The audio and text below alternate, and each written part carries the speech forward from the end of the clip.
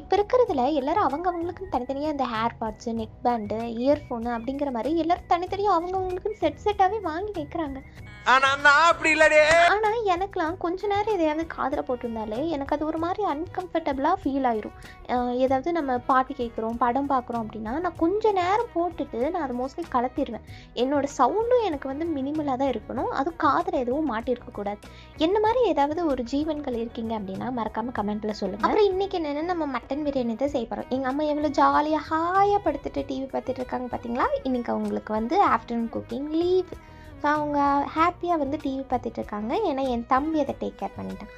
அவன் குக், நான் அவனுக்கு அசிஸ்டன்ட் குக் ரோலை வந்து இன்றைக்கி எடுத்துக்கிட்டேன். இந்த சிலிண்டர் தட்டுப்பாடு அப்படிங்கிறது மற்ற ஸ்டேட்லலாம் அப்படி தீ மாதிரி பரவிட்டு இருக்கான். நமக்கு எலெக்ஷன் வர்றதுனால எதுவும் கண்ணில் காட்டாமல் இருக்காங்கன்னு நினைக்கிறேன். அதனால யாரும் வந்து சிலிண்டர் புக் பண்ணலைன்னா சீக்கிரம் புக் பண்ணி வச்சுருங்க. ஆல்ரெடி புக் பண்ணவங்களுக்கே 25 நாள் கழிச்சும் இன்னும் வராமல் இருக்குதான். அதனால் நீங்கள் முன்கூட்டியே வந்து உங்களுக்கு ப்ரிகாஷனாக புக் பண்ணி வைக்கிறதுனா புக் பண்ணி வச்சுக்கோங்க. அவசரத்துக்கு அப்புறம் என்ன பண்ணுறது, யாரும் தரமாட்டாங்க. அப்புறம் நாங்கள் இன்றைக்கி பண்ணது என்னமோ பாய் வீட்டு பிரியாணி தான், ஆனால் எங்களுக்கு வந்தது என்னமோ தக்காளி சோறு.